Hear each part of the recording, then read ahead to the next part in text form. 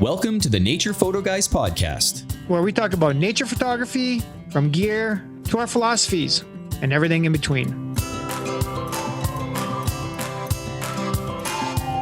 So grab a cup of coffee, sit back and relax.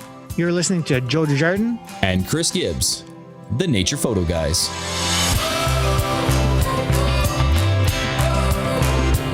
So in an earlier show, Joe and I hinted a lot about the fact we were going to try to focus a little bit more on video in 2022.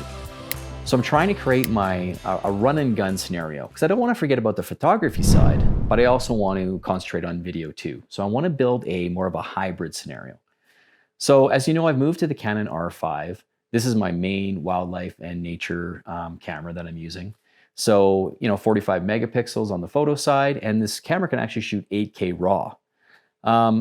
My idea is that if I can be out in nature and wildlife and shoot the highest quality possible, it's going to withstand years and years and years over time. For example, if I'm shooting, SD right now, or nobody does that really anymore, but HD content, yeah, it's good for now. But if I want to sell this as footage down the road, 2, 3, 4, 10 years down the road, why not shoot the highest quality possible that your camera can output? And in this case, 8K RAW. If you want to hear a more in-depth discussion about future-proofing your content going forward, check out the Wild and Exposed podcast. Michael Morrow goes extremely in-depth about that topic exactly and why it's so important. So this is the video setup I'm moving forward with for now. It may change over time, but we're going to start here. So what I've got is the Canon R5, as we mentioned before. I have the EF to RF adapter, which allows me to use my EF 100 to 400 lens. Now, the RF 100 to 500 lens would be ideal because it does have the stabilization that works well with the R5, but nobody can find them right now. And, I already have the 100 to 400 lens, and it's a beautiful lens. So why not use it? So I'm still using that at the moment.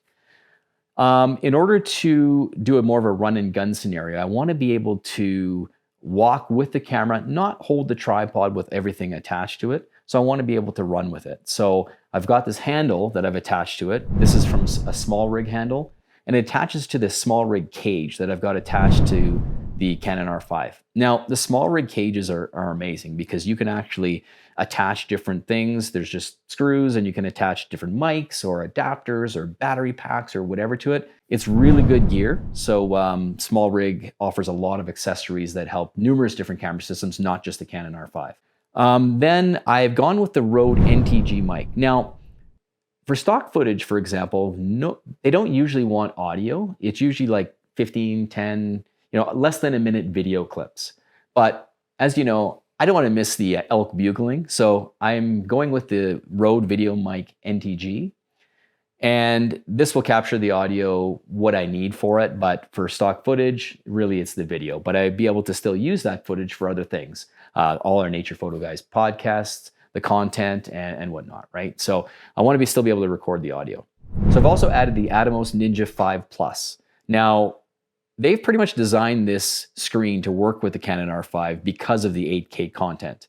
Canon and Atomos have worked, integral with each other, and they've designed a really great screen. So not only is it a screen, you can see it's larger, so you can see that content bigger.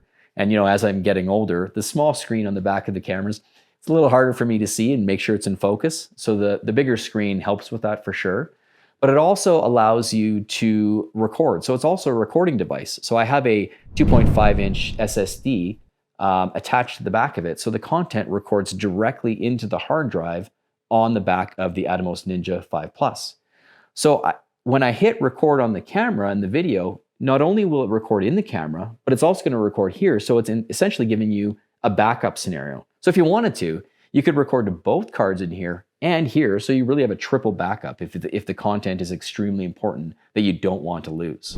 So the reason I've added the handle is not only for attachments, which is also handy, but it also allows me to carry it running, gunning through the trees basically, right? So I have the ability to grab it, run through the trees this way. Now, some people take the handle and put it the other way and really hold it from this side. That works fine with smaller lenses, but because this is kind of a heavy lens on this side, it actually is more comfortable for me holding it this way. It's more balanced. So Chris, is the handle only good for running and gunning scenarios through the trees? Or is it good for any situation? No, Joe, it's actually handy for many situations. Okay, good. So it's just not running through the trees? No, not just running through the trees. Yeah. Just wanted to clarify that no for problem. our audience. Yeah, thanks for that question, Joe. Sure. So Chris, I guess the last accessory you're going to talk about is the variable NDs for really bright shooting conditions where it's kind of hard to balance the exposure based on your shutter. And you know, I know that's more for video people, but the NDs are very important, right? Absolutely. And the scenario with this setup here, because I have the EF to RF lens adapter, they do sell an adapter that you have the ability to put variable ND filters in at this point between the camera and the lens itself. However, for now, I'm working with the Polar Pro variable ND filters. The problem is that the lens hood gets in the way. So I can take the lens hood off and I can screw the variable ND filter onto the front of the lens. But the problem is the lens hood doesn't fit. It doesn't actually fit around here. So actually, Joe gave me a suggestion. They have the rubber stretchable lens hoods that you can actually purchase. That would be a scenario that I can use. I actually have one, so I could actually work on that and use that for now. But I definitely am considering potentially getting the adapter ND filter scenario. The problem is that when you don't need the ND filter, you take it out. But that adapter, you have to buy a blank basically, and you have to put the blank in. It's separate. It does not come with it.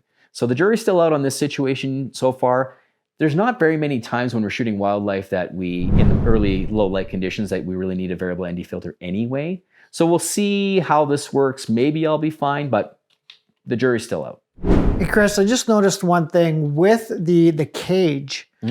Will that cage get in the way of you dropping in NDs?